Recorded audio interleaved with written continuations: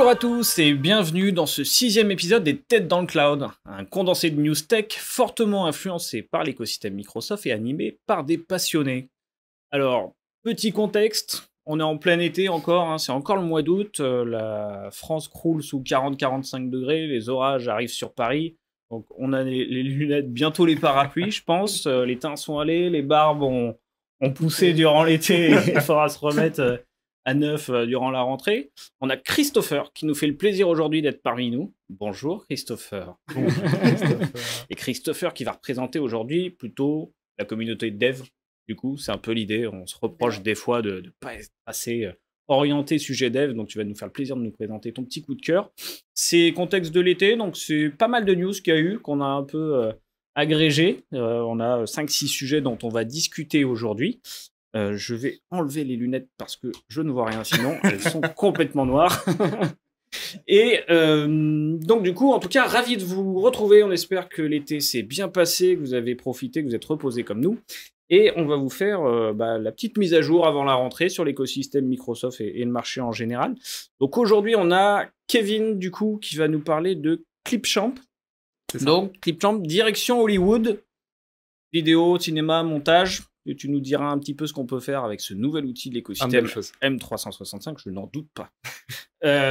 Après, je vous dirai ce qui se passe sur le sujet des certifications Microsoft. C'est un petit peu le buzz de la semaine, là on est dedans, gros changement, Microsoft va nous aider à avoir les certifs. Je ne sais pas s'ils nous aideront à les avoir, mais en tout cas, on va avoir un petit coup de pouce de l'éditeur lorsqu'on passera les examens certification Microsoft. Ensuite, Christopher, tu nous diras pourquoi Angular arrondit les bords. Alors là, j'apprécie ton premier jeu de mots, totalement fan, j'aurais pas dit mieux. Mais voilà, on va parler donc de framework, orienté JavaScript. Angular, tu reprendras un petit peu pour tout le monde ce que c'est. Et quels sont les grands changements autour du coup de ce framework que tu aimes beaucoup.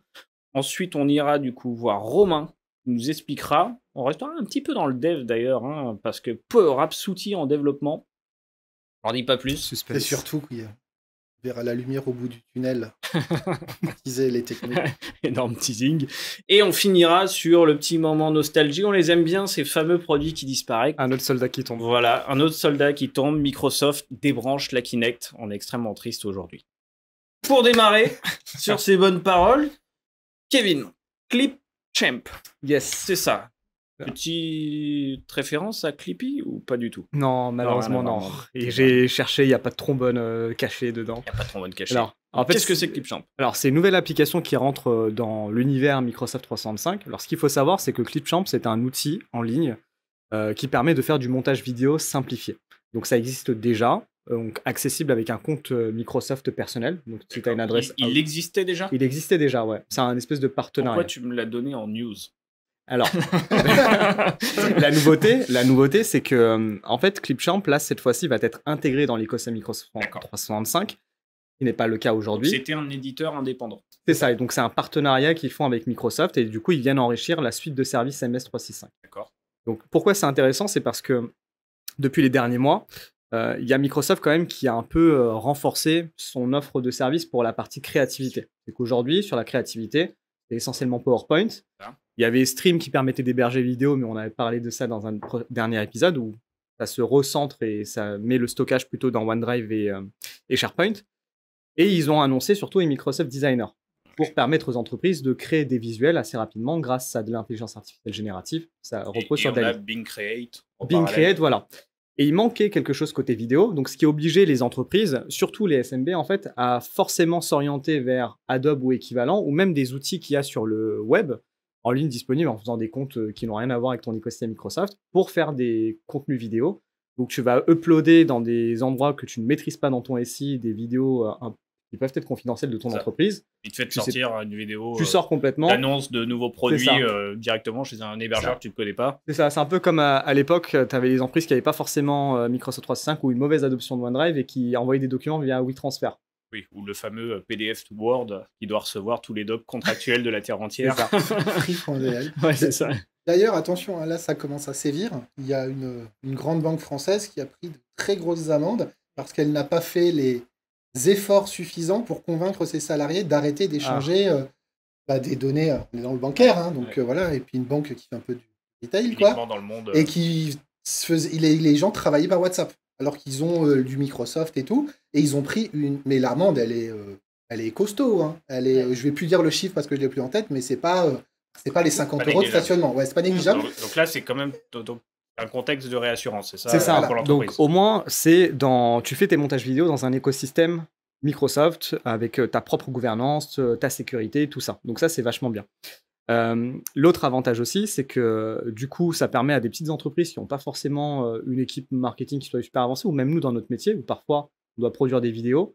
Là, moi, par exemple, pour des formations collaborateurs, ou même des fois tu veux promouvoir des choses. Je me rappelle, on avait essayé d'un point de vue marketing très rapidement de faire des petites vidéos. On avait fait des essais à l'époque sur Canva. C'est ça. Donc le concurrent de Microsoft Designer, mais c'est vrai qu'on avait galéré. Donc là, le fait que tout soit intégré, c'est vachement bien. Donc la release arrive petit à petit. Moi, ce qui m'intéresse, c'est aussi les promesses, parce que en termes d'IA générative, donc tu as Designer, il le fait avec les photos, mais il y a pas mal de nouveautés qui ont été teasées sur les vidéos. Donc Microsoft n'a rien annoncé officiellement. Et quand tu regardes de l'autre côté ce que fait Adobe de son côté, Firefly qui est en train avec Firefly, mais Firefly qui est intégré dans la suite Adobe Express, où déjà le portail Adobe Express te permet de créer de la vidéo, des infographies, de la photo. Ils ont déjà déployé l'IA générative pour les photos, les illustrations dans Photoshop et compagnie. Donc les vidéos, ça devrait pas tarder. Donc j'ai hâte de voir qui va dégainer en premier. Et du coup, là, en termes de fonctionnalité, j'ai regardé vite fait, ça me faisait penser à mon éditeur vidéo de téléphone portable. Ouais, en fait, j'ai l'impression que c'est drag and drop, tu peux coller deux vidéos ensemble, en fait, faire des transitions. C'est Windows Movie Maker version 2023. En fait, ils n'ont pas réinventé la roue, si tu veux. Donc c'est quand même un peu ça se rapproche plus d'un Adobe Rush. Donc c'est Adobe Rush, si vous connaissez, Procreate, Adobe Rush. Et que du coup, tu mets tes vidéos. Tu as quand même quelques effets un peu sympas où tu peux changer dynamiquement le ratio en fonction du réseau social dans lequel tu vas envoyer. Okay. Donc ça, c'est cool. Orienté publication, du coup. Exactement, pour les stories Instagram. Donc là, c'est la petite feature pour l'entreprise. Voilà. Ouais, c'est ça. Tu veux dire qu'en plein scandale des grèves des scénaristes et des acteurs aux États-Unis à cause de l'IA, on va faire pareil et notre équipe technique derrière la caméra, on va la remplacer? Non, parce qu'elle est remplaçable. Et là, la vidéo coupe. J'allais faire un petit challenge pour Antoine. Le prochain épisode, tu nous le produis sur Clipchamp. Non, je pense qu'il va s'arracher. Non, en vrai, c'est que... je vois des doigts qui remuent derrière la caméra. C'est quelque chose d'assez débutant. Donc, tu as quelques effets. Tu as quelques effets de texte, etc. Tu as une fonctionnalité d'IA qui est présente, mais qui ne m'a pas trop convaincu pour le moment. C'est que tu déposes un ensemble de vidéos. Tu dis je vais être aidé par l'IA et en fait tu te fais le découpage, montage avec un temps que tu lui donnes. Par exemple court, moins d'1 minute. Ok, côté un peu baguette magique, il te réalise le Testé, truc. Ça marche pas très bien, je comprends pourquoi est-ce que Adobe pour l'instant l'a pas poussé sur Express. Mais voilà, je trouve que c'est quelque chose de très intéressant, surtout pour les petites entreprises qui peuvent pas se payer des illustrateurs ou des monteurs ou une équipe marketing comme la nôtre. Et du coup, c'est quand même bien de proposer une alternative sécurisée dans ton écosystème. Ça, moi, je retiens quand même ça. C'est un peu comme le Bing Enterprise qui évite les sorties de search de l'entreprise sur le web. Ça ramène quand même un cadre intéressant. Ça répondra peut-être aux besoins qu'on avait de faire de la petite vidéo sans le marketing un peu rapide. Juste pour ton équipe, des fois, tu as besoin de faire un team building, un truc, tu as besoin d'une petite vidéo sympa. Est-ce que tu es obligé d'avoir des compétences? Pas forcément, c'est en train de s'améliorer. Tu faisais un peu de montage? Et en fait, non, mais par contre, moi, ce qui me pose un peu une question, c'est côté IA générative, ils ont prévu de venir rapporter des grosses briques derrière ou pas du tout? Alors, Microsoft n'a rien annoncé, mais quand tu regardes ce que Nvidia, les progrès qu'ont fait Nvidia ou même les différents papiers de recherche qu'il y a, ou Adobe, en fait, ce qu'ils explorent sur la partie vidéo. Tu vois, par exemple, je sais que dans la régie, Antoine, il y a des fonctionnalités d'IA qui te permettent, par exemple, d'améliorer le son, d'enlever les bruits, au niveau du traitement de la vidéo, de la stabilisation, tout ce genre de choses. Tu as même des trucs pour dérusher maintenant, où vraiment tu enlèves des mots en fait, et genre ils te cut les vidéos, c'est des solutions. Il y a Adobe qui a lancé une suite spéciale podcast là-dessus. Okay. Quand je crois que c'est Adobe, et quand tu parles, tu vois ton texte et tu peux dire mais j'enlève cette phrase-là ou ce mot-là. C'est très visuel, tu dégages le truc. Enfin, surtout pour dire, tu le dis Nvidia, parce que tout le monde n'a pas suivi, mais c'est surtout que c'est un de nos premiers sujets. Nvidia et Microsoft, maintenant en IA, sont très copains. C'est plus que très copains, ils sont colocs. Donc c'est aussi pour ça que Nvidia apporte un gros savoir-faire en images et en IA à Microsoft. Ça, tu les cites souvent, mais peut-être remettre un peu de contexte. La question que je me pose, par contre, ça fait penser le genre de société comme ça qui vient dans l'écosystème, c'est un peu comme Yammer à l'époque ou Skype, qui finalement ont été rachetés. Pour l'instant, c'est juste un Pour partenariat. l'instant, c'est un partenariat. Il y a d'autres outils qu'on connaît comme ça qui sont juste un partenariat, mais qui sont dans les licences Office. Enfin, T'avais Yammer au début. Il y avait Yammer, il y Ouais. avait, Donc il y avait T'avais le- Viva, t'avais tu, le- tu sens un petit il y avait peu Viva peut-être. Goals aussi. Ouais. Le moteur de recherche de SharePoint, historiquement, avant 2010, etc., c'était un éditeur tiers très proche qui a fini par être intégré dans 2010 en termes de modules natifs, puis être complètement racheté. Oui. Mais, Donc on sent un peu la stratégie voilà, peut-être à ça la arrive MS. très souvent, quoi. C'est comment en termes de licensing? C'est inclus dans ta licence Office, donc là le déploiement il est en cours. Peu À importe le partir niveau. de Peu E1, importe, ou je crois que c'est à part. Ça doit être en Bonne E3 question, vu tu que mets c'est une un colle. client Je crois lourd. que c'est E3. un Non, client- parce que tu as un client lourd qui est déjà d'office en fait dans Windows 11 en fait qui arrive depuis la dernière mise à jour, donc tu l'as déjà. Mais aujourd'hui tu peux te connecter qu'avec ton compte perso. Donc demain Oui. c'est avec ton compte Office. Le Clipchamp, il est sur Windows Ouais, aussi. tu Ok. l'as sur Windows Ouais, donc 11 déjà. ça va être en licence Windows. Faut voir. Du coup, une licence F ne l'a pas, une licence E1 ne l'a pas. Non, je pense pas. Non. Après, voilà, moi je pense pas que ça va remplacer. Enfin, je pense pas qu'ils ont l'ambition de Microsoft de remplacer un Adobe parce que clairement eux ils ont un écosystème, c'est leur Mhm. savoir-faire depuis des années. Je pense par contre que ça va permettre aux entreprises de réfléchir et de tarder la décision à aller sur Adobe pour des cas d'usage ultra simples, pour des vidéos Oui, ultra ça, simples. oui, oui. Je suis pas d'accord là. Mais- Parce que on a souvent dit ça de Microsoft, et à part la téléphonie où ils sont vautrés, désolé, hein, désolé le sponsor si tu nous regardes, mais globalement, on a dit ça des jeux vidéo, aujourd'hui, bah, c'est un des deux leaders. On a dit ça de l'édition et de la fabrication, de conception de jeux vidéo, c'est des leaders. La musique, ils sont pas trop mauvais avec Xbox Music, même si c'est pas un Deezer ou un Spotify. Tu vois, enfin, Et je suis d'accord avec toi, c'est que attention, sur la même année, double investissement Microsoft Designer plus Clipchamp, ça laisse penser Plus qu'il y a. Microsoft Place les Designer, billes, Clipchamp, Nvidia, encore plein de rachats de boîtes Je spécialisées suis dans pas l'image. sûr. Parce que tu regardes ce que Adobe a aujourd'hui. Enfin, la suite Adobe Creative Cloud, elle est juste incroyable. Ouais. Oui, mais Enfin, alors je te raconte une autre histoire. Jusqu'à il y a encore pas si longtemps que ça, on va dire 2020, le débat c'était non mais Microsoft, jamais il s'intéressera au workflow et au low-code. Regarde, ils ont laissé faire K2 et Nintext pendant 15 ans. Ils ont tué K2 et... Enfin, tué K2 et Nintext, on les aime beaucoup, on travaille avec eux, mais ils ont quand même plus le poids qu'ils avaient en 2010 ou 2012. Exactement. Et Microsoft, à l'époque, et même encore en 2015-2016, on disait, mais non, jamais Et ils puis- iront. puis Voyons, t'as- les éditeurs sont tellement forts en phase 2. T'as un truc aussi, enfin, notamment, alors peut-être pas pour la pro créa, enfin le studio de créa, etc., mais pour le monde de l'entreprise, ils misent là tout de suite sur l'annonce, sur le côté intégration avec PowerPoint, SharePoint, OneDrive. Stream, OneDrive, etc. Et donc tu sais qu'en plus, demain, ta vidéo, facilement, tu l'intégreras, tu as déjà tous les connecteurs qui est là. Ça, en termes de diffusion, L'accessibilité, elle est d'impact, on sait c'est toujours une force de l'éditeur. quoi. Et puis, tu as surtout aussi un gros changement. Tu as Twitter, aka X, qui a aussi, donc Musk, qui a Twitter et tout, un gros marché dans le média, Musk. Il est en train de s'attaquer au marché de l'IA. Il a XIA qui est sorti aussi. Oui, Donc, oui. On attend de voir. Après, Ouais, mais ce gars, il est capable aussi bien j'entends, de mais je de pense flipper de réussir. je pense que hein. côté Microsoft, ça dépassera pas cette ambition. Non, c'est ça. Aujourd'hui, ça dépassera pas cette ambition. mais, S'il y a une opportunité, ils Voilà, iront. en c'est fait. plus retarder la décision des entreprises à quitter Microsoft c'est ça. 365 pour la partie créa et aller sur la suite Je pense que Adobe. des gens Et- quittaient du MS. Non, mais- juste pour et- ça. Non, pas finalement- quitter du MS, c'est-à-dire tu te dis que là, Clipchamp ou Designer ne répond plus suffisamment besoin, va pas suffisamment loin, et du coup, ça Et à tout justifie moment- l'acquisition de licences Clipchamp, Adobe. à Tu tout vois. moment, Plus cette décision-là qui va est être tardée. je rattaché à designer. Et t'attends un studio image vidéo sous l'appellation designer. pense. En tout cas, c'est pas le cas pour le moment. pour On l'instant. verra bien. En tout cas, Adobe fait ça avec Express. Ouais. Ça serait bizarre que Microsoft c'est unifie pareil. pas un peu les deux. Ce qui serait bon en tactique, parce que c'est un des reproches à Microsoft sur la partie Modern Workplace intranet. Une demande qu'on a depuis les premiers intranets qu'on a depuis 20 ans, c'est aidez-moi à mettre en ligne dans mon intranet des images et des vidéos que je peux redimensionner, retoucher. Microsoft a toujours été, au mieux de sa forme, très moyen sur ce sujet. Et nous, prestataires, on a toujours été très embêtés quand un client nous demandait de mettre des trucs de fou dans les intranets Microsoft, là où les produits concurrents qui avaient des partenariats Adobe avaient des mini Photoshop pour les services RH, marketing et com. Et je me dis, par contre, est-ce que l'étape d'après de Microsoft avec Clipchamp, Image, Paint, qui va être refait, Ouais, c'est vrai. alors c'est la troisième fois, tout le monde dit que c'est la première fois depuis les années 80, c'est pas Non, vrai, non, hein. Il y en a c'est- eu un, mais qui a été vite. Ça serait peut-être que tu mets ta bannière ou ton truc et directement tu as un widget ou un truc qui te permet de modifier en live ton. Surtout que c'est un enjeu DSI. Hein. Aujourd'hui, les DSI sont face à un nouveau problème, c'est que les anciennes générations qui étaient il y a 20 ans dans les intranets avaient l'habitude d'avoir des photos low definition, etc. pour le poids. Aujourd'hui, la nouvelle génération qui n'a plus de notion de poids, d'image, voilà. Et ça, alors là, c'est pas pour se moquer, c'est vraiment factuel. Quand on a un jeune service com, ils comprennent pas ce que c'est le problème de mettre des photos 4K non-stop dans un intranet.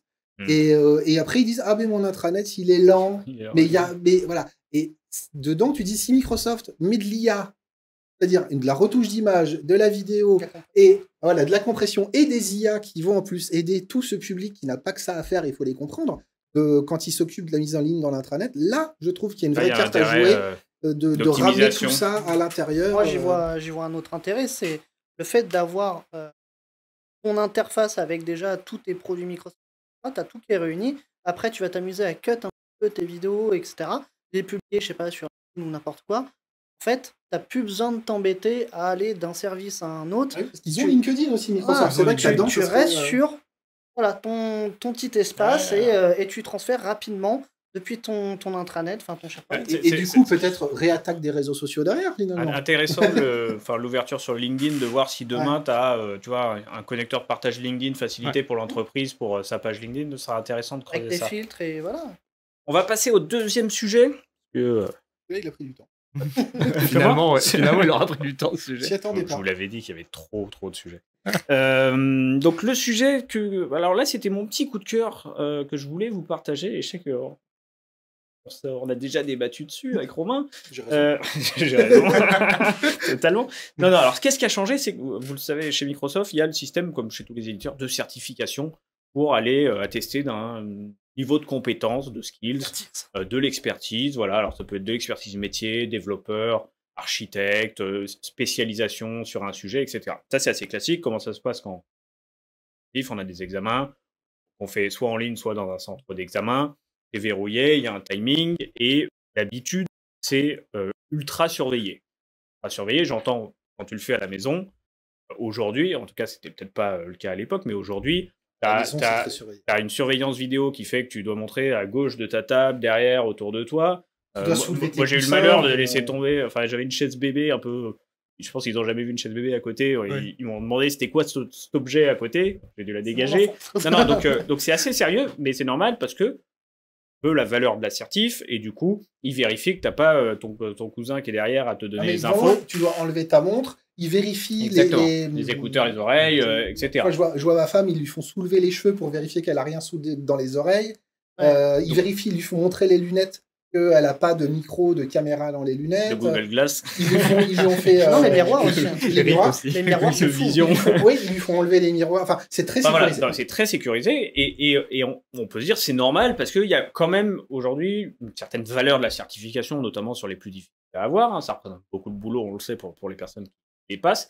Il y a une petite compétition sur le marché aussi, parce que souvent on voit le top certif de l'assertif la plus recherchée. Est-ce que c'est architecte chez AWS ou chez Microsoft? Donc il y a des organismes qui jugent au regard de l'employabilité que ça apporte derrière chez les entreprises, ce qu'apporte l'assertif. Et là, c'est quoi le changement? C'est que Microsoft intègre MS Learn à l'outil du coup de passage des examens. C'est-à-dire que c'est un QCM, donc des fois il y a les réponses libres, mais c'est un QCM majoritairement avec un timer, et on ne peut compliqué à installer très souvent en desktop avec les firewalls, tout ça. T'as un client lourd. T'as un client lourd. Et tu n'as rien le droit de faire. Exactement. Si tu fais un Alt-Tab, l'écran s'arrête. Si tu es sur un Mac et que tu fais tourner, changer de bureau, ça s'arrête. Enfin, le moindre moment où le focus saute de l'application, c'est mort. Donc et du coup, hyper instable parce que tu n'oses même plus bouger. Et là, donc, ils intègrent maintenant un bouton où tu auras accès à Microsoft Learn, donc tout le site documentaire et pédagogique de Microsoft, avec l'ensemble des collections sur chaque expertise. Et quand tu cliqueras dessus, tu ouvriras un onglet sur la droite, j'ai l'impression plutôt c'est une tabulation, en gros. Enfin, tu as une fenêtre. Une fenêtre qui te laisse une partie de l'écran, etc. Et qui fera que le nom de domaine, le domaine Microsoft Learn est autorisé. Tu pourras naviguer autant que tu veux dedans. Le compteur continue de tourner. Tu n'as pas le droit d'aller sur autre chose, bien évidemment, si tu essayes, c'est complètement verrouillé. Bien sûr, c'est verrouillé. Par contre, tu as le droit, si tu as oublié quelque chose, etc., d'aller consulter, un peu comme si, le contrôle d'histoire géo, on te dit non, mais tu as le droit à Wikipédia à côté. Oui, en fait. Et du coup, c'était un peu la question que moi j'avais envie de poser, c'est est-ce que ça fait sens, c'est normal? est-ce que ça décrédibilise pas un peu l'assertif d'avoir accès au contenu de réponse?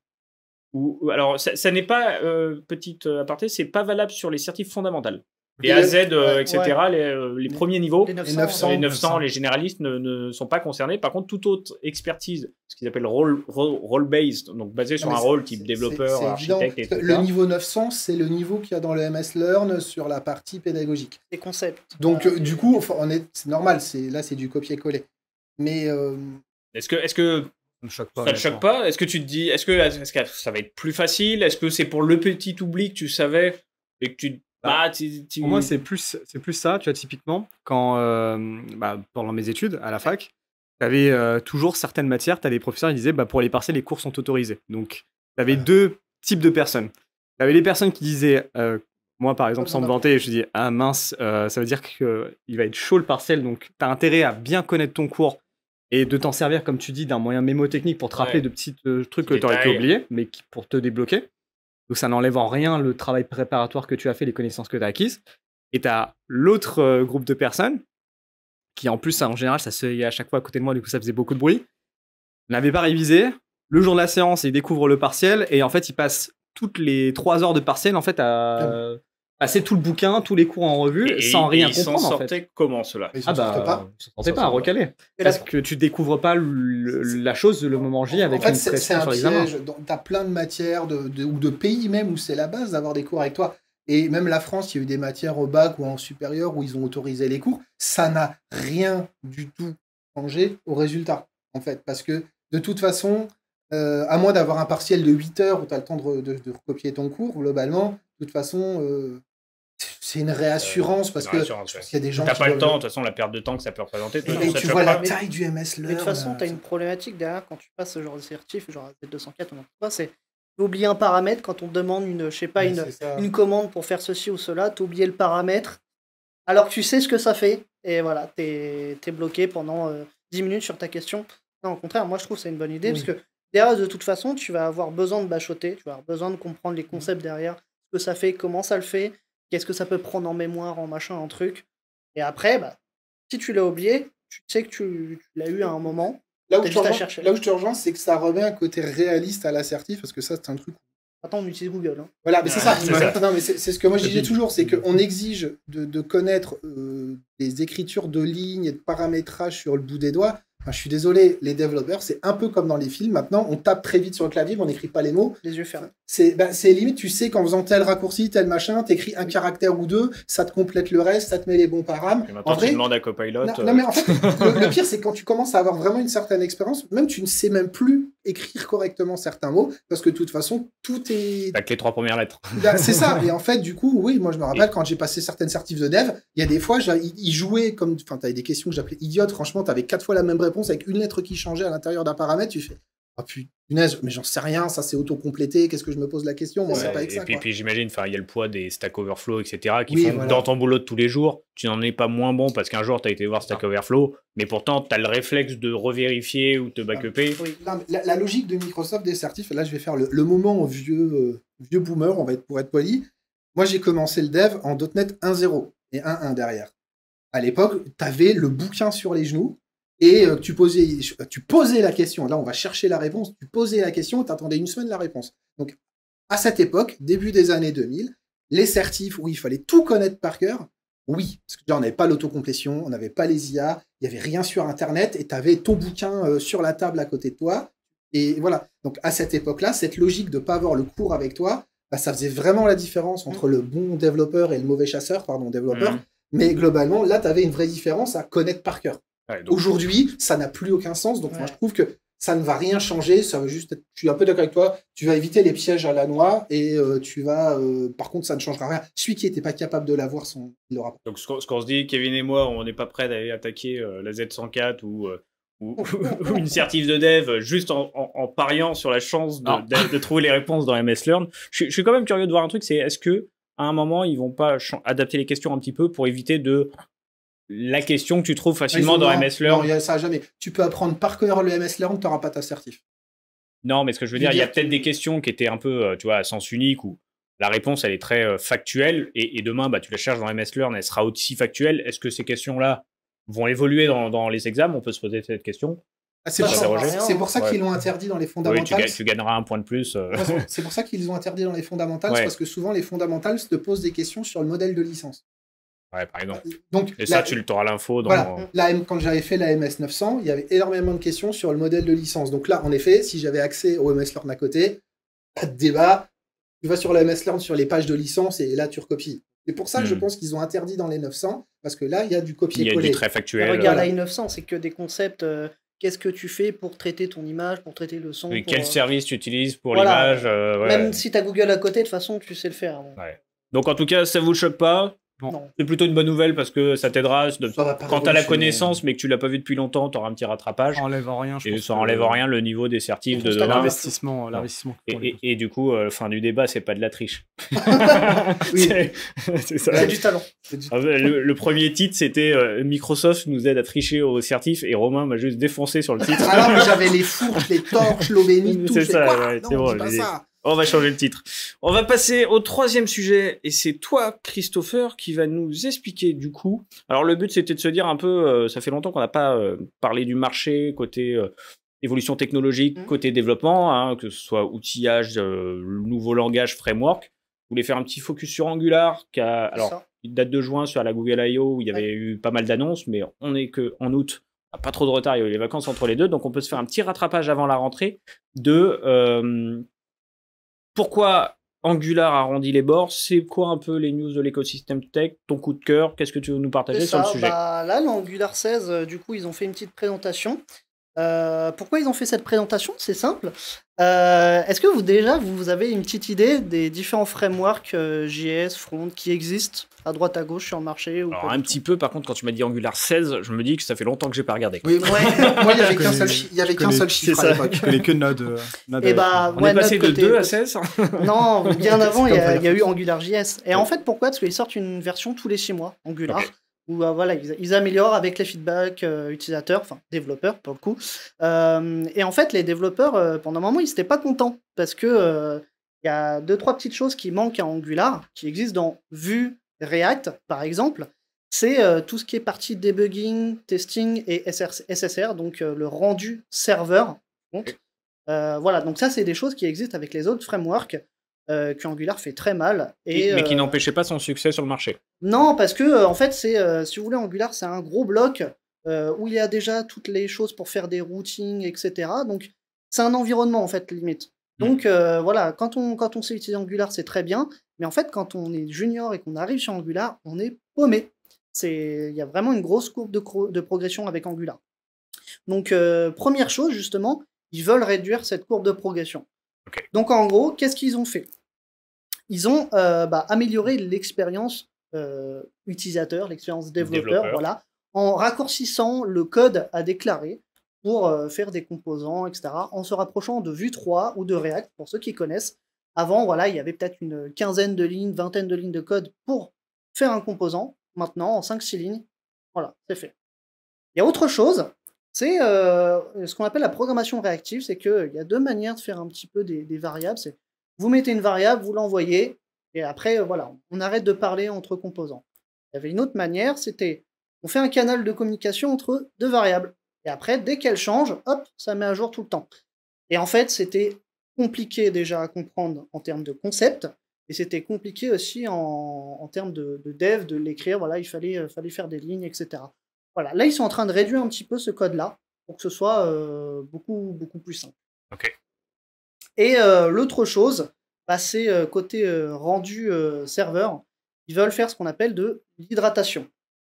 C'est un truc qui existe dans Vue. Ça tombe bien en ce C'est moment. dans React. C'est plutôt On est dans le thème. d'actualiser. C'est Voilà. ça. Pour l'été, c'est parfait. Suite aux fortes chaleurs, nous allons faire de l'hydratation d'Angular.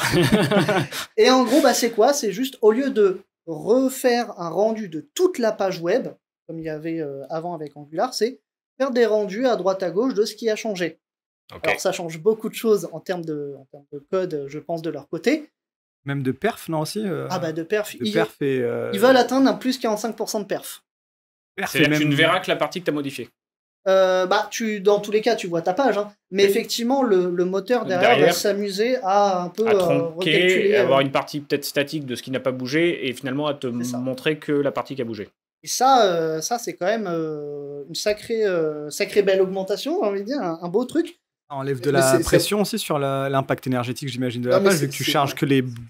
C'est marrant parce que ça, c'est une tentative que Microsoft avait tenté ça dans le. Ouf, je nie pas, on devait être vers 2006-2007.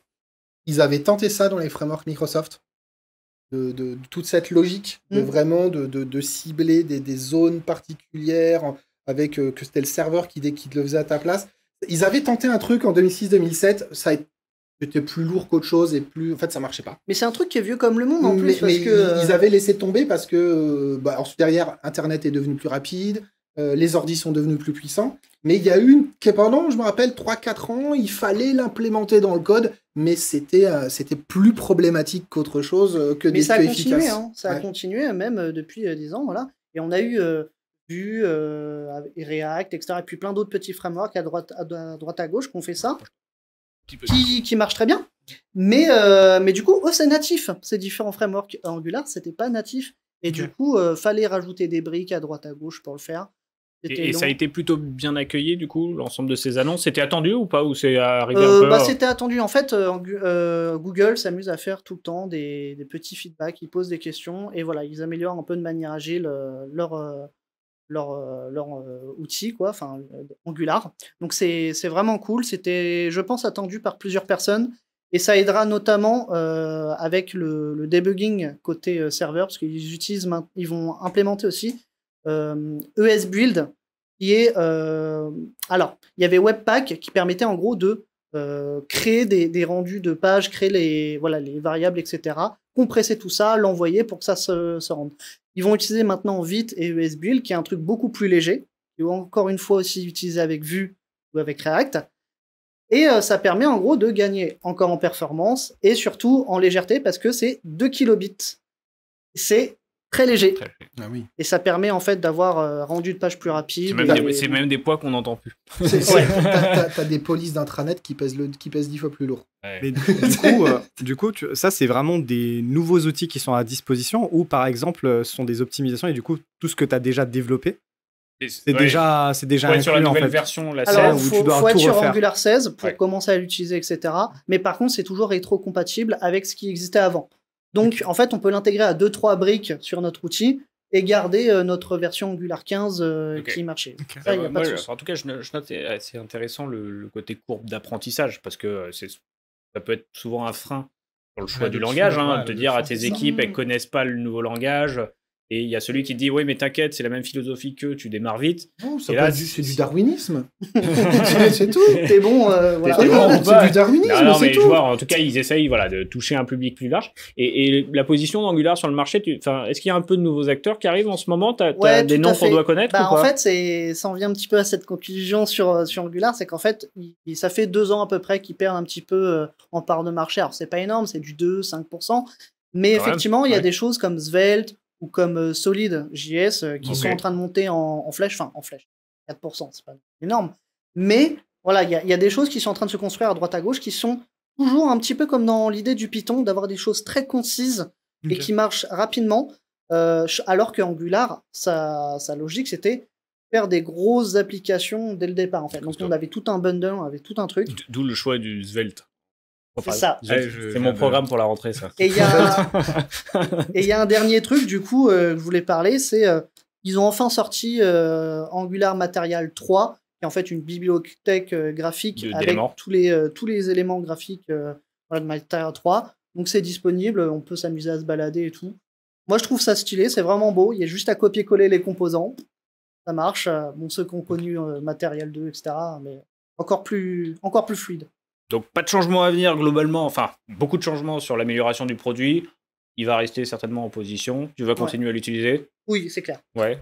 Svelte, Solid, tu vas tester un peu? Svelte, j'ai testé un petit peu. C'est beau, mais comme le Python, je trouve que à force de faire trop concis, en fait, à la fin, on sait plus ce qui se passe derrière. Il va nous mettre la communauté Python à dos. On est foutu. On est foutu. On s'arrête là. C'est les news Python qui arrivent là. C'est ça, exactement. Non, la news Python, on ne la fera pas aujourd'hui. Ah, on mais la ouais, garde, non, on la c'est garde. vrai. On avait une petite news qu'on voulait peut-être aborder plus tard, c'est l'arrivée de Python dans Excel.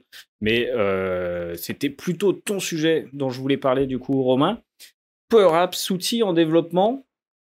Ça veut dire quoi? Quel est le nouvel outil qui arrive ou qui s'intègre avec Power Apps? Vaste sujet. On va faire court. C'est pas tout Power Apps qui passe en Visual Studio. Ah, Déjà, donc on parle de Visual Studio. voilà. Ça te C'est- parle, Christopher? Oui, un petit peu. Il y a eu beaucoup de progrès. Hein. Comme on le sait, le début de Power Apps, c'était des briques de Lego qu'on associait dans des PowerPoint améliorés. Voilà, c'était ça. Et aujourd'hui, on a toute la gestion de cycle de vie applicatif qui est dans le cloud. On a des contrôleurs de source, de version. On a la coédition de plusieurs personnes, parce qu'au début, c'était un développeur à la fois, pas deux. Enfin bon, il y avait plein de choses. On a plusieurs en même temps Le sur bon effet tunnel. c'est ça. Et justement, quelque chose qui est parfois un peu moins connu, c'est que dans certains cas un peu plus extrêmes, on va dans le low-code pouvoir utiliser et réaliser des composants sur mesure qui portent un nom qui s'appelle le PCF, connu. Ok. Voilà. Il y aurait un Parti, programme d'investissement immobilier. Ouais, ou le Parti politique. ou le parti communiste français. Aussi, oui. Et c'est vrai que Power Platform était un peu rouge au début. Non, plus sérieusement, donc c'est le nom pour globalement des composants que tu crées de façon custom. Comme les visuels custom sur Power BI, etc. Voilà, C'est du sachant- code voilà. incorporé dans Et ton... il n'y a pas que ça, il y a aussi les connecteurs, il y a plein de choses qu'on peut faire sur mesure. On se dit, parce que, ok, j'ai 90% de mon besoin rentre dans du low-code, il y a juste un tout petit truc qui a zéro solution. PCF qui veut dire quoi, du coup? Joker. à chaque fois, j'oublie. J'oublie le P, en Power fait. Platform Component Framework, Ouais, non, c'est dans ça, le genre, ça doit c'est être. ça. Bien Ouais, essayé, c'est ça. je valide cette version. Non, c'est ça, c'est juste le P, j'oublie tout le temps. Mais le reste, c'est bon. Mais globalement, l'idée que tu vas retrouver avec ça va être, en fait, aujourd'hui, tu développes tes composants dans ton coin, Ouais. de préférence avec Visual Studio. Ensuite, tu déploies, tu regardes ce qui se passe. Ce qui arrive, qui se met en place, c'est les tunnels. C'est pour ça que je blague sur les tunnels depuis le début. C'est que tu vas avoir tous ces tunnels techniques qui vont se mettre en place. Je vulgarise énormément. Si nos architectes étaient là, je sens qu'ils avaient la grosse goutte de sueur. Ils vont l'avoir en m'écoutant parler. Mais là, je vulgarise beaucoup. L'idée, c'est que tu parlais de courbe d'apprentissage. Ben, en fait, Resolver, c'est la même. Aujourd'hui, j'ai parlé de ce sujet avec un architecte qui m'a dit « Je m'en fous ». Parce que globalement, il se dit bah, « Moi, quand je développe, ça marche ». Et Sur ma machine, ça marche. non, lui vraiment. Et globalement, il dit, bah, puis s'il y a un bug, je mets une trace et je regarde. Bon. Parce que ça reste des développements très simples. On est loin de ce que font les équipes de dev pro, etc. Okay. Et donc, du coup, il dit, bon, j'ai les 3 bugs que tu vas avoir quand tu fais un composant custom. Voilà. Mais en termes de courbe d'apprentissage, par contre, bah, tu vas avoir ton debugger qui est connecté en temps réel. Tu vas avoir tes déploiements qui sont déployés en temps réel. C'est-à-dire, tu vas être comme dans Visual Studio.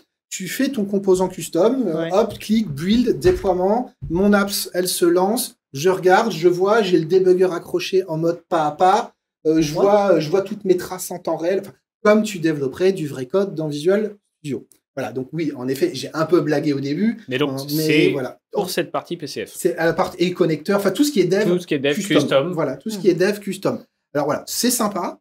Et c'est vrai que pour ceux qui ont vécu les 5 dernières années sans ça, bah, c'est un peu la blague de l'architecte avec qui je parlais ce matin.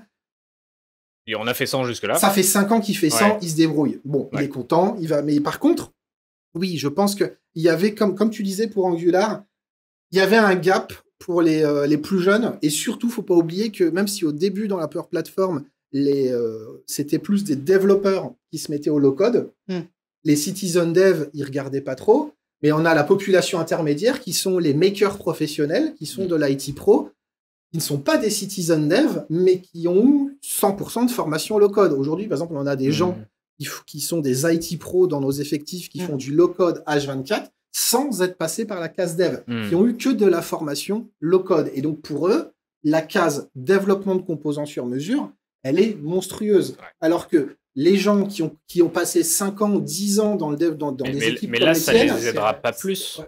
Enfin, si tu sais pas développer, de toute façon, tu vas pas débugger. Ils ont des bases de développement, ils en ont mis en cours, mais ils n'ont pas autant d'expérience qu'un Christopher, ils n'ont pas son niveau, et du coup, le PCF, pour eux, c'est hors de question, quoi.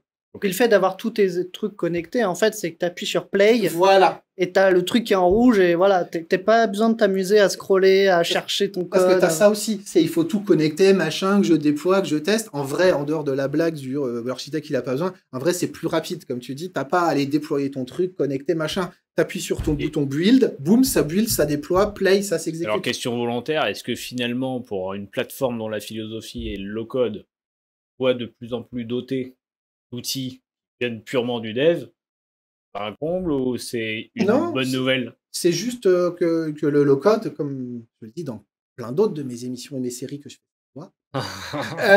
c'est qu'il y a plusieurs usages et il y a plusieurs low-code. Tu as le low-code des IT Pro, tu as le low-code des Maker Pro, tu as le low-code des Citizen Developers, tu as le low-code des curieux. Il parle à tout le monde, donc à un moment, on sait que le dev custom est permis, il faut qu'il soit à la hauteur du mec qui s'est développé. C'est ça.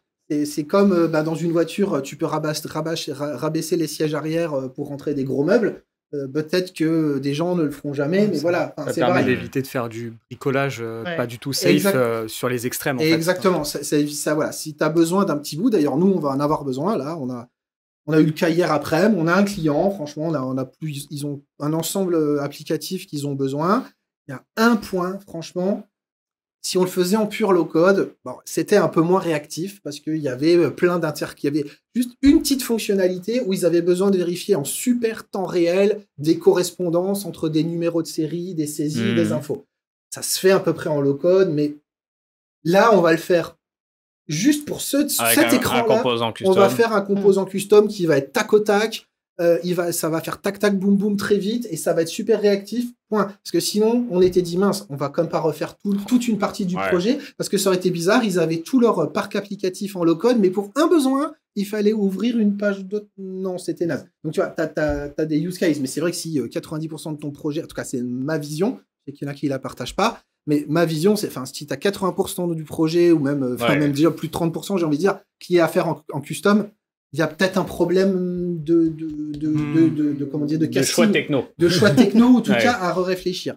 Moi, je suis plutôt vraiment dans une logique, soit faire du fusion dev, c'est-à-dire prendre le meilleur de toutes les technologies ensemble et les mettre. Donc moi, j'ai aucun remords à avoir dans un ensemble applicatif. Un peu de quoi. Et puis l'éditeur te le permet pour ça. Hein. Enfin, on a la même logique côté Power BI. Tu as les visuels custom, tu as peut-être 100 visuels natifs, voire un peu plus, qui te satisfont.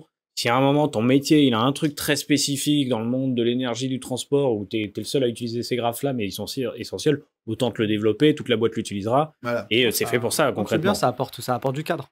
Moi, ça me fait penser un peu à Excel. Oui. À l'époque, tout le monde a fait des magnifiques macros.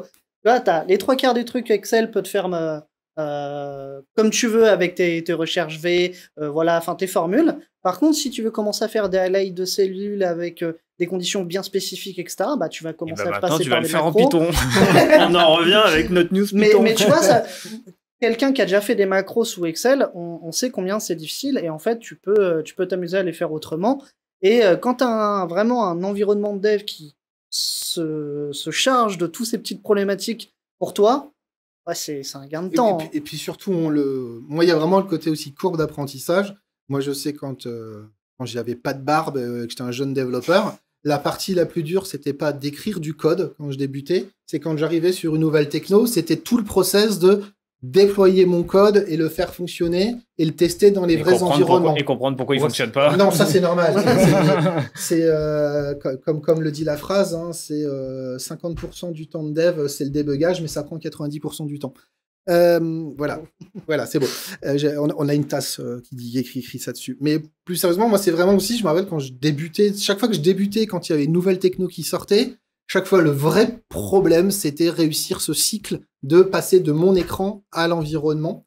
Et là, ouais, c'est cool, il y a un vrai gain de temps. Et puis, mine de rien, au quotidien, même ceux qui disent je sais faire, comme tu l'as dit justement, le push button, j'appuie sur un bouton, ça part.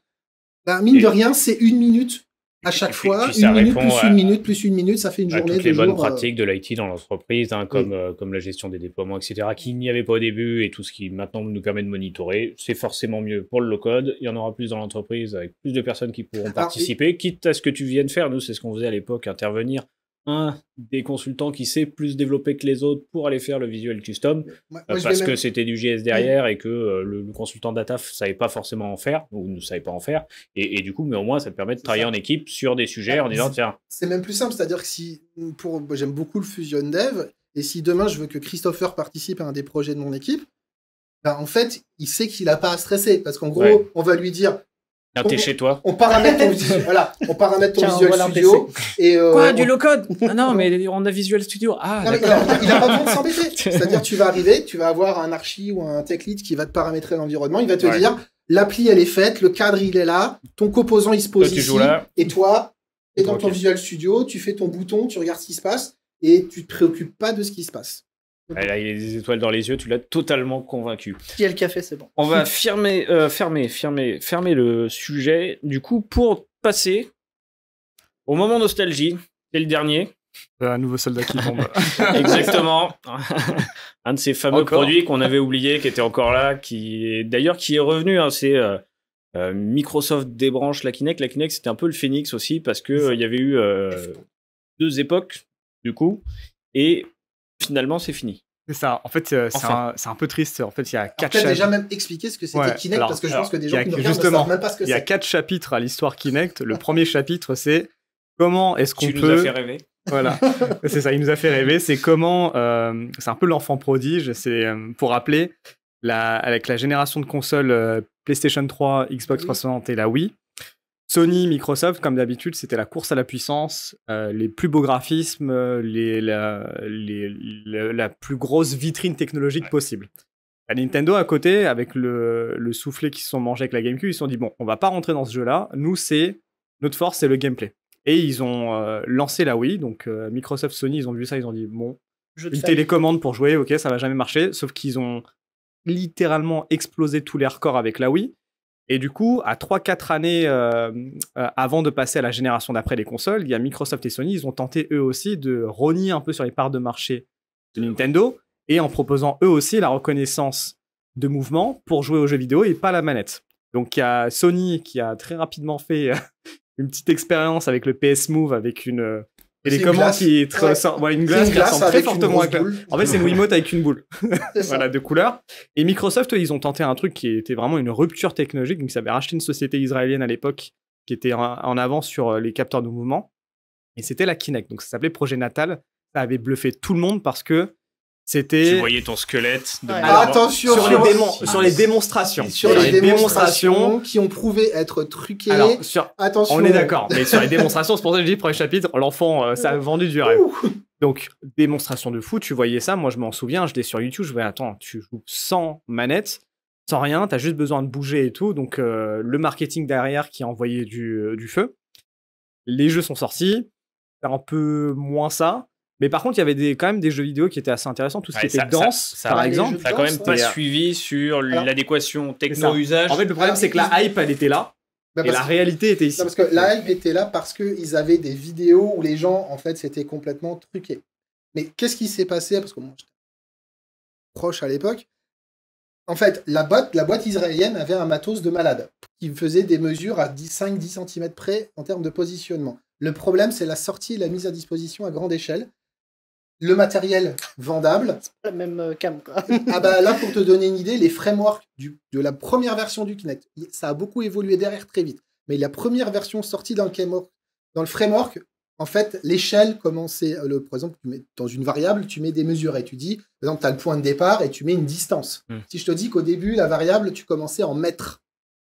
Et les développeurs essayaient des 0,5, hein, mais ça se passait pas bien. Donc au début, les capteurs étaient sensibles à des positions au mètre près. Donc tu te dis qu'au mètre près, t'es comme ça, t'as pas beaucoup. Ouais. T'as là. Il y a celui qui a des grands bras, ça marche. Oui, voilà. Alors moi, parce que moi, 1m20, moi, je suis 1 mètre à moi tout seul, mais globalement, c'était ça le problème de la V1, c'est que les capteurs étaient sensibles au mètre près, donc la promesse était ridicule. Et pourtant, enfin, moi, j'avais pas côté tech à l'époque, mais j'ai eu l'expérience utilisateur final, comme ça. Tu avais l'impression d'avoir un bijou technologique chez toi. C'était la première caméra un peu intelligente que tu avais, que tu mettais dans ton salon. Et franchement, c'était pas la hype par rapport à la hype, c'était en dessous, mais franchement, c'était une alternative sérieuse contrairement à Sony, à ce que proposait Nintendo. Avoue, tu as fait le Kamehameha dans Dragon Ball Z Kinect. Ouais.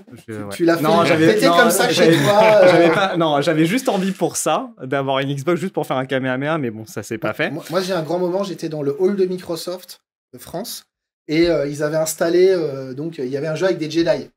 Et ils avaient fait venir des acteurs en Stormtrooper et tout. Et moi, j'ai un souvenir de moi. J'étais dans un décor Star Wars, dans le hall de Microsoft, avec des acteurs Stormtrooper en train de faire des combats laser. Je suis sûr que t'as pleuré. Les Stormtroopers, c'était pas les plus beaux du monde. Mais au moins, ils avaient fait l'effort d'être là. C'était classe. Et puis, c'était mieux que des lapins. En tout cas, après ce premier chapitre, Microsoft, la conclusion, c'était bon. On n'a pas rattrapé non plus Nintendo. Par contre, il y a un potentiel, il y a une demande, il y a quand même un engouement du marché. Oui. Du coup, eux, ce qu'ils ont fait sur la génération d'après, ils ont sorti la Xbox One et c'est là où ils ont enterré Kinect. Et qu'ils ont sorti la Xbox One. Sony, pour le coup, sa précédente génération, ce qui lui a été reproché, c'était trop cher et trop compliqué à développer. Ils ont fait quoi? Ils ont fait une console beaucoup plus simple, moins chère. Ils ont sorti une console à 400 €. Microsoft, eux, a dit, tu sais quoi, le Kinect, ça va tellement cartonner que je vais le mettre d'office dans la Xbox One. La console était 100 € plus chère, en plus des maladresses en termes de communication sur... Il faut que la Kinect elle soit absolument connectée pour que la Xbox fonctionne. Il faut qu'il y ait une connexion Internet obligatoire. Des brevets qu'ils avaient déposés, qu'ils ont vite enlevé. La possibilité, par exemple, à Kinect d'analyser la reconnaissance faciale, de savoir combien de personnes il y a et adapter la publicité à l'intérieur même des jeux vidéo en fonction de la Kinect. Donc, en rajoutant tout ça, et du coup, les joueurs qui ont boudé la console... T'avais même une fonction au début native, parce que j'avais des potes très, très fans qui l'ont eu. Les premières versions étaient paramétrées avec des photos prises de toi pendant que tu joues. Et moi, j'avais un de mes potes qui était très à fond, donc lui, il a paramétré tout ce qu'il pouvait paramétrer. Donc, il avait mis son Facebook, il avait tout mis dans sa Xbox. Pas du tout intrusif. Je te le donne en mille. Hein. Pendant qu'il était en train de jouer, il y a des photos de lui qui apparaissaient en train de jouer sur Facebook. Au début, pendant les premières semaines... Mais non, j'ai pas commandé de colis. Voilà, et là, on lui a dit, Mais du coup, ce qu'ils ont fait, déjà, il y avait la guerre des prix. Donc, Microsoft, ce qui a décidé au bout de quelques mois, donc ils sont revenus en arrière sous un tas de policiers. Et ensuite, ils ont sorti un pack Kinect en disant, voilà, il a Xbox One sans Kinect. Déjà. Donc, ils réduisent le prix de 100 €. Les utilisateurs, les joueurs derrière, ils ont acheté un peu plus la Xbox, mais sans plus. C'était quand même Sony qui dominait. Et derrière, les personnes qui achetaient la Xbox sans Kinect n'achetaient pas la Kinect derrière. Donc, et elle avait eu tellement de mauvaises pubs avant. Voilà, et là où c'est dommage, c'est que la deuxième Kinect, techniquement, toutes les choses dont je me suis moqué il y a 3 minutes étaient corrigées dans la Kinect. C'est ce que j'allais dire, c'est que j'ai quand même eu l'impression que tu as eu la vie grand public. Ouais. Et que tu as eu la vie un peu, tu sais, robotique et R&D, etc. Ça, parce que derrière... c'est le troisième chapitre, justement. C'est que comme... Non, même avant ça, même avant que ça arrive sur Azure. T'avais des petites démos, mais t'avais beaucoup de gens qui l'ont utilisé, enfin, d'universités, de chercheurs, etc., pour faire de la robotique. Ouais. Juste sur la deuxième version, hein, même pas sur... la deuxième était super. Attendre la partie Azure. Les gens jouaient avec, se sont appropriés pour une vision très R&D, parce que technologiquement, c'était quand même plutôt... J'ai fait des salons où derrière, t'avais de la topographie qui était réalisée avec de la Kinect. Alors, c'était pour des maquettes, des conneries comme ça, mais ça marchait bien. Quoi. Mais le problème, c'est que dans l'esprit, et moi, j'étais un gamin, et moi, dans l'esprit, j'étais tellement triste de tous les jeux Kinect 1 de toutes ces démos mensongères qui ont été avouées être des gens qui s'enregistraient en train de faire n'importe quoi. Tu avais fait une croix sur l'outil. Et que moi, j'étais en mode, non, mais vous m'avez tellement pris pour une buse. En fait, je voulais plus rien savoir. Microsoft était quand même allé dans ce sens-là parce que c'est quoi? C'est 2019. Ils avaient lâché les jeux vidéo, ouais, c'est ça, vers 2017. Kinect, Xbox, on clôt le premier chapitre. Deuxième chapitre, c'est ça revient en 2019. Côté Azure. Côté Azure. Donc là, Microsoft sort côté Azure un kit de développement en se disant, on a bien vu que technologiquement, ça intéressait. Il y a des applications peut-être métiers industriels où la Kinect a un rôle à jouer et du coup, on te propose le kit de développement dans Azure. Et je crois même qu'en plus de ça, les avancées côté Kinect, ça avait aussi aidé le casque de réalité augmentée de Microsoft sur la détection de mouvement, sur l'analyse en fait de ta surface, etc. Et même ça, en fait, finalement, ça n'a pas suffi. Donc 2019, kit de développement. 2023, en octobre, ce sera définitivement fermé. Et voilà, la seule ouverture qu'ils mettent, c'est que voilà, le produit en tant que tel, ils arrêtent. Par contre, ils ne s'interdisent pas que demain, les technologies qu'ils ont pu développer, parce que c'est quand même c'est des sacrées avancées qu'ils ont réussi à faire, ça puisse bénéficier leurs autres appareils plus tard. Mais ils coupent pas je veux dire, par exemple, tu as une Xbox avec Kinect, ça marche encore. ça marche encore, mais de toute façon, il n'y a Pas de plus mise de à jour. jeu. Il n'y a plus Il rien n'y a qui plus de T'as jeu, vu plus de la- mise à Ah, jour. mais la caméra va pas s'éteindre. Mais on peut toujours jouer avec son Tu kit. peux t'en servir. Il a osé. J'avais dit que je Je l'ai sortirais, amené, Romain. je l'ai J'avais amené. dit que je sortirais. Non, c'est par le mo- contre, il y a un truc que vous pouvez encore utiliser votre Kinect, c'est en tant que scanner 3D. Vous mettez un objet, vous Ouais. mettez. Après, Votre Kinect je pense et- qu'il y a une communauté quand même qui va Non, c'est ça, il y a des continuer bidouilles, à faire. Non, mais Voilà. ouais, il y a une mais ouais, ça va rester. Le produit existe. Tu peux toujours en racheter certainement sur les stocks, etc. Il y en aura plein de Maintenant, casques. c'est plus dans la stratégie de Microsoft. Voilà. C'est dommage, c'est Par un bon gâchis, mais après quand je regarde aussi le marché, comment il s'est orienté, même Nintendo finalement, là avec leur console, avec la Switch, ils misent plus sur la portabilité. Alors oui, tu as la reconnaissance de mouvement et tout, mais c'est quand même Ce qui est beaucoup marrant, moins c'est que depuis, prononcé. tu as eu quand même Facebook et son portal qui est quand même pour le coup technologiquement aussi assez incroyable et qui a trouvé le côté usage, tu vois, visio, famille avec un peu de Ouais. gaming, etc.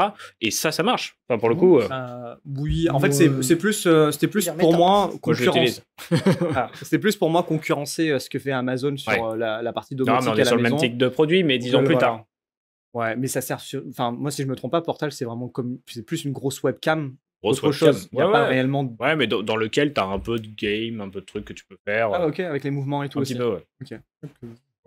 Mais à l'époque, PlayStation, Sony est un des premiers avec la iToy, je sais pas si vous vous souvenez, pour Ouais. passer la PS2. Bien Avec sûr. déjà ça, le côté un peu. PSI, sans mouvement, Toy, ouais. ouais. Ouais, Bon, c'est ça. on va pas faire les joueurs du grenier, on Non. va laisser à ceux qui le font bien cette partie-là. On va s'arrêter sur ce dernier sujet parce que je crois qu'on a fait le tour et que c'était pas mal pour l'épisode de rentrée. Voilà, et bon, il y a encore quelques trucs dans les bacs qu'on se gardera pour la rentrée, pour la prochaine fois.